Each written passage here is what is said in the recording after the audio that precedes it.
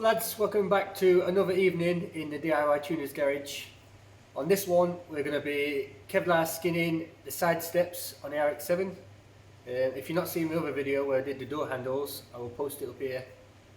If you haven't got a clue what I'm about still, let me show you.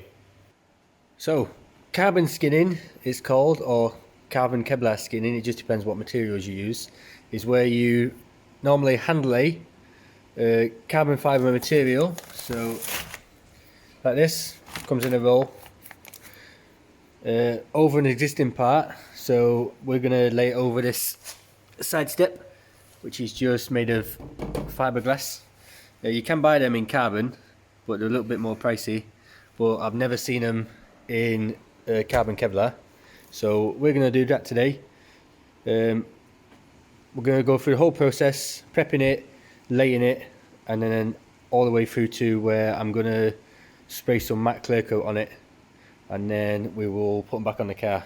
Should take me a couple of days because the drying time between coats is what takes the time. So first thing first, let's take them off the car.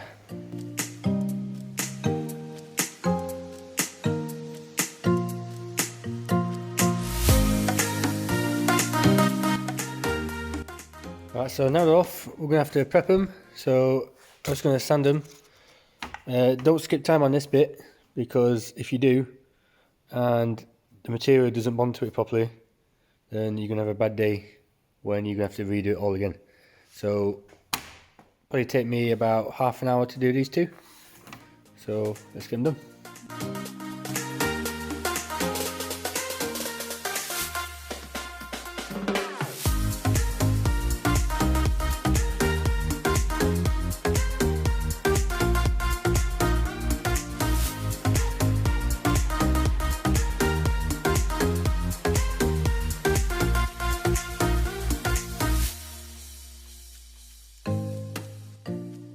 Right, so that's them prepped. Just give them a wipe down with some degreaser or panel wipe. I ended up using this Abrinet pad because the wet and dry was just clogging up, and it was a lot easier with this. We're going to cut the cloth now, so I'm just going to use some tailor's scissors. These are my mates, so I need to give them back. Problem with cutting Kevlar is it's designed to like withstand abrasion. So it's used in bike levers, so it makes it a bit of a pain to cut. So sometimes I end up using the tin snips. So we'll clear all this off, put some paper down and cut some material.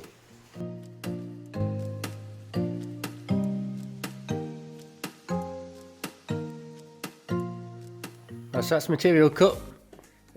I messed up the first piece. I used the measure once, cut twice method, and I cut it too short. So now I've got a random piece in that roll that I'm going to have to use for something small. But never mind. I always overcut my Kevlar way more than I would do with carbon, because the edge of it always messes up a lot more because it's hard to cut. And I'd rather have more and have to cut it off at the end than find out that when I've gone over all these contours, I've not got enough to go around the corner. So what we'll do now is I use this Fusion Fix. So I just give it a little spray over, wait for 2 minutes, and then put the material on. That'll stick it on, and then we'll get into mixing the resin.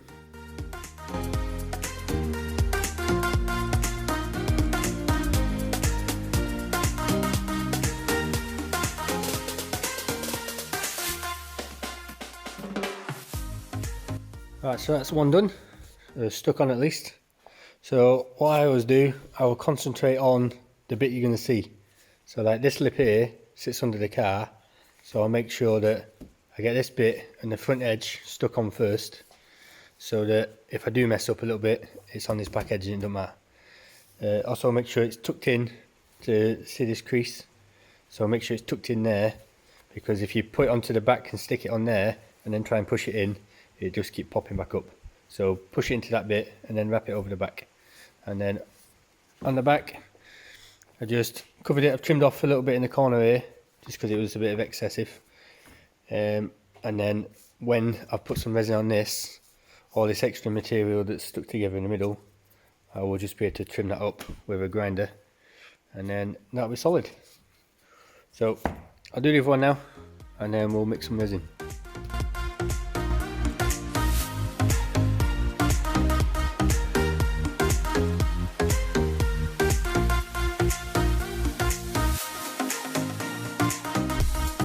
So now they're covered in material and we're happy with it, we're going to mix up some XCR resin with a hardener, and just the ratios on there, 100 to 33. We're going to do it by weight. All this stuff I will link in the description from Easy Composites if you want to use it for yourself. So we'll mix it up, and now we're basically going to do just wet the material. So I'll do the underside first, just because I want that to go hard as well, and then I'll flip it over, put it on the wood, and then we'll wet the top just enough to wet the fabric. You're not trying to get it like shiny at this point, and then we'll let it go off overnight, and then we'll see what it looks like in the morning.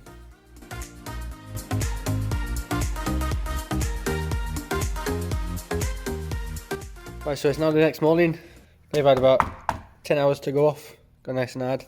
So what we've got to do is trim up all this excess material that we don't want under there anymore, and give it a good rub down, probably with 180, 240, something like that, to get it ready for the next 3 coats of resin, which is what's going to build up the surface and make it shiny.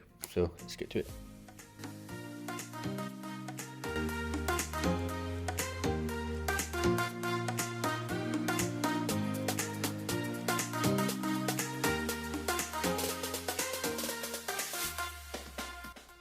Right, so they're trimmed up now.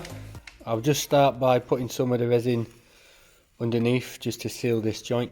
They're all sanded. I'm going to do 3 coats of this with roughly 2 hours between each coat. You want to get it to where it feels sticky, but then you haven't got any of the epoxy on your finger. So it'll probably take me 4 hours with 2 hours between each coat. So let's get on it.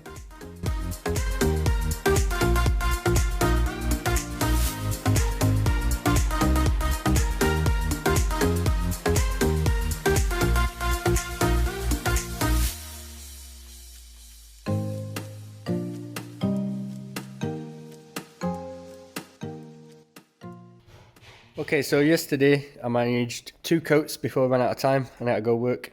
Ideally, I would have liked to get 3 on, because it's not quite built up high enough here. So what I'm going to have to do now is flat it back again, because it's gone off. And then I'll do 2 other coats, let that go off, sand it again, and then do its final sort of thin gloss coat.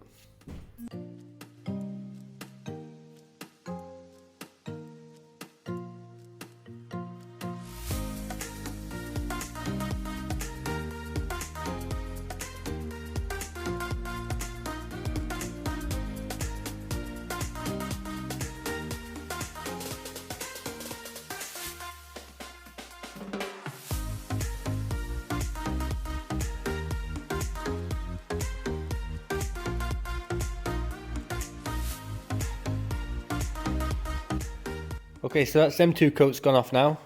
It's been another day. It's looking pretty smooth. So what I'm thinking is sand it one more time, and then instead of putting another coat of resin on, we will lacquer them, because I'm going to lacquer them with a matte clear coat anyway. Still need to drill them, because I should have done that after the first application of resin, but I forgot. So drill them, sand them, and then we'll see if we're going to get away with just doing a clear coat. But you don't need to watch me sand them again. So we will just do this, and now they're good to go. So drilled, sanded.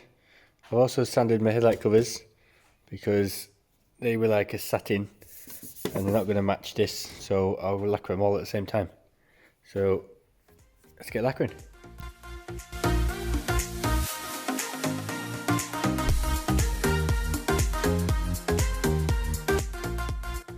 So that's them sprayed up. So we'll leave them overnight to dry, and in the morning should be able to come down and whack them on the car.